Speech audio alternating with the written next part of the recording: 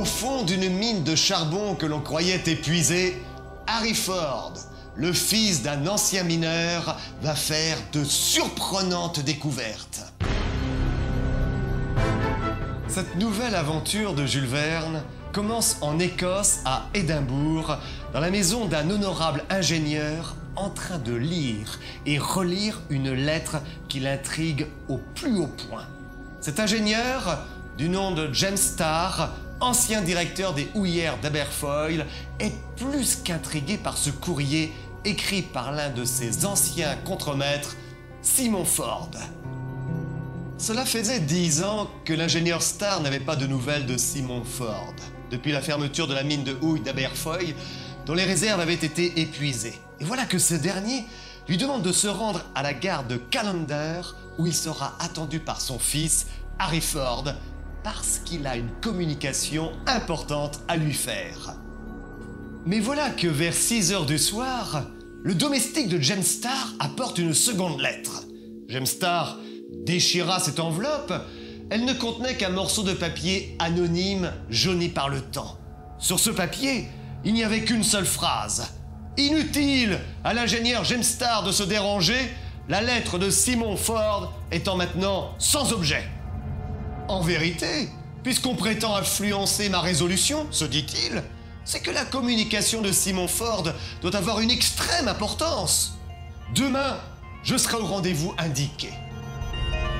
James Starr arrive à la gare de Callander.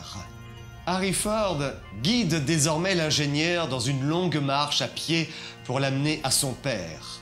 James Starr n'avait pas revu le pays depuis le jour où la dernière tonne des houillères d'Aberfoyle avait été versée dans les wagons du train de Glasgow.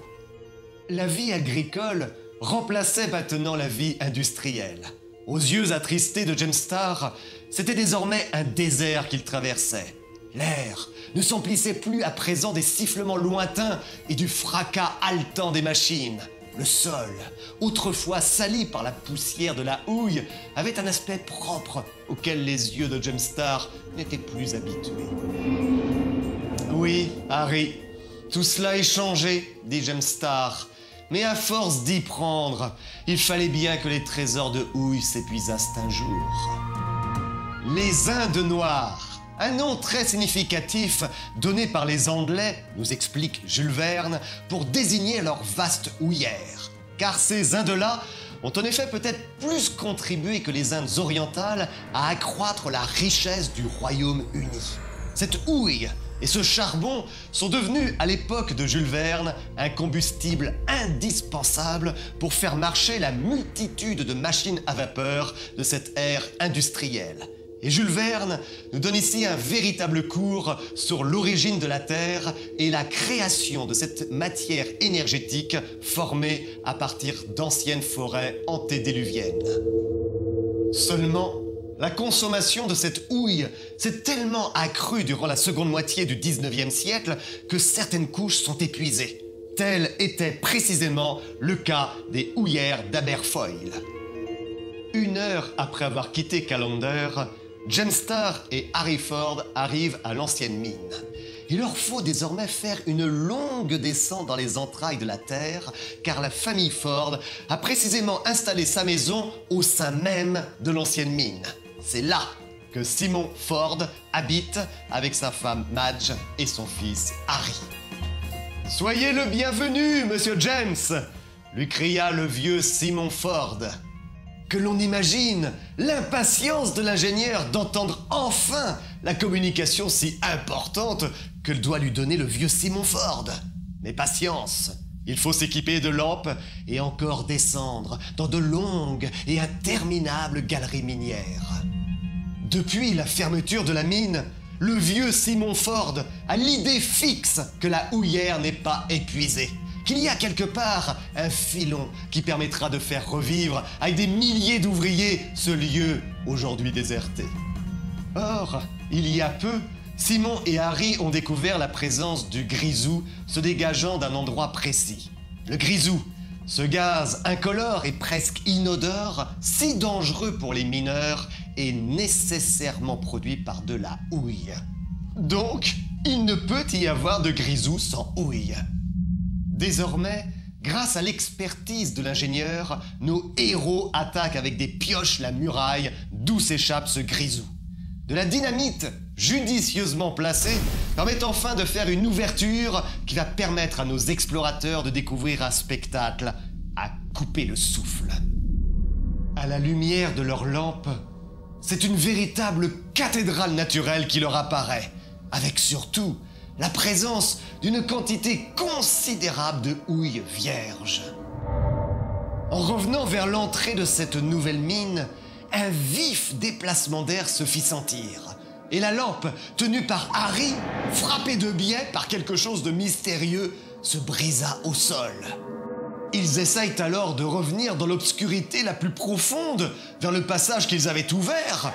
Et quelle n'est pas leur frayeur lorsqu'ils découvrent que celui-ci a été bouché. Il y a donc dans la mine un être mystérieux et maléfique. Celui-là même, certainement, qui avait envoyé cette seconde lettre reçue par James Starr, lui demandant de ne pas venir. Comment nos héros arriveront-ils à sortir de ce piège ? Je peux vous révéler qu'un groupe de sauveteurs pourra arriver jusqu'à nos héros, désormais inanimés et bloqués depuis plusieurs jours, et cela grâce à une sorte de feu follet, peut-être un lutin ou un fils de fée, bref, quelque chose de bien mystérieux. 3 années plus tard, une foule d'ouvriers travaille dans la nouvelle mine. L'immense excavation souterraine découverte par nos héros constitue désormais le décor d'une ville dont la première maison qui aura été construite est celle de la famille de Simon Ford. Pour rien au monde, ces ouvriers n'auraient voulu échanger leur cottage avec une autre habitation à l'air libre. Une lumière intense emplit ce sombre milieu grâce à de nombreux disques électriques. Tout irait parfaitement bien si cependant Harry n'était pas constamment pris par une idée obsédante. Il veut comprendre les faits inexplicables qui se sont déroulés il y a 3 ans. Car, se dit-il, si une main nous a emprisonnés dans cette galerie, je n'oublie pas qu'une autre main nous a secourus. Depuis quelques jours, il est intrigué par un puits qui s'enfonce dans les entrailles de la terre. Ce matin même, je suis retourné à ce puits, affirme-t-il. Et là, prêtant l'oreille, j'ai cru surprendre comme une sorte de gémissement. À l'aide d'une corde, Harry s'enfonce dans le sombre puits. Le silence est absolu.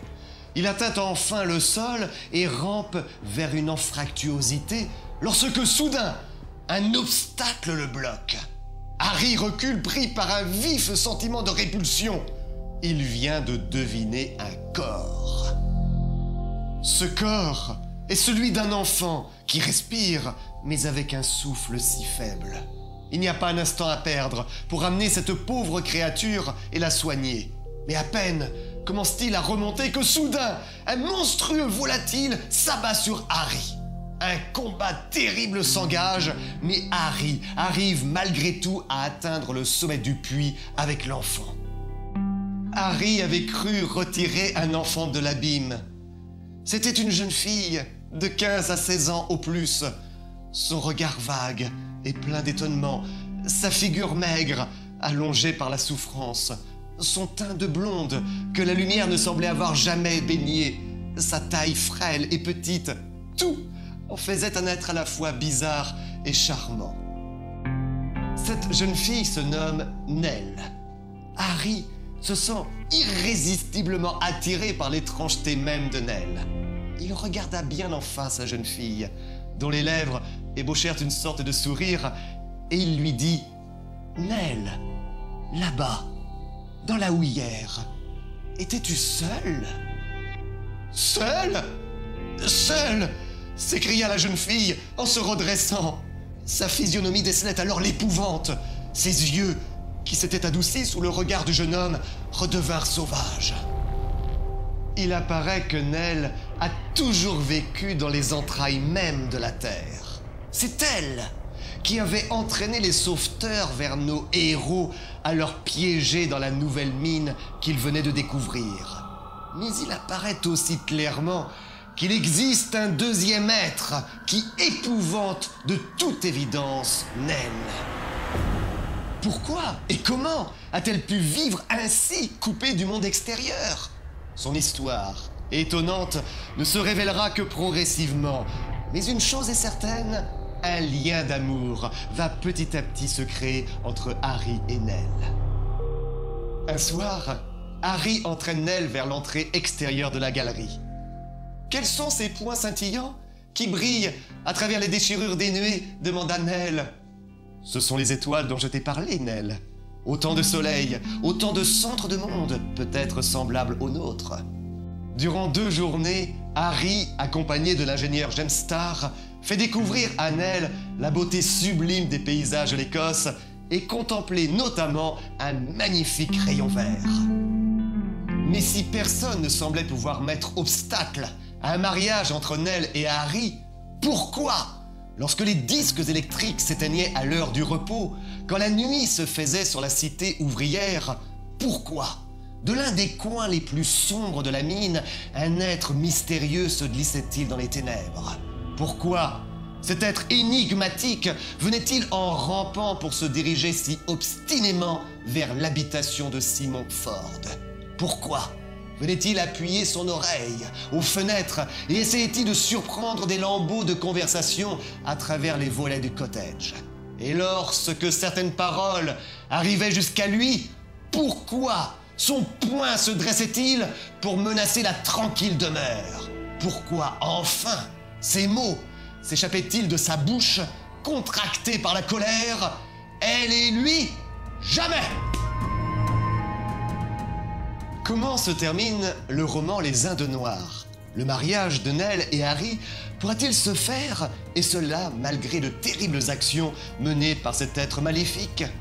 Je vous laisse bien entendu découvrir par vous-même qui est ce surprenant personnage et jusqu'où il ira pour s'opposer au destin de Nell et à la survie de la mine.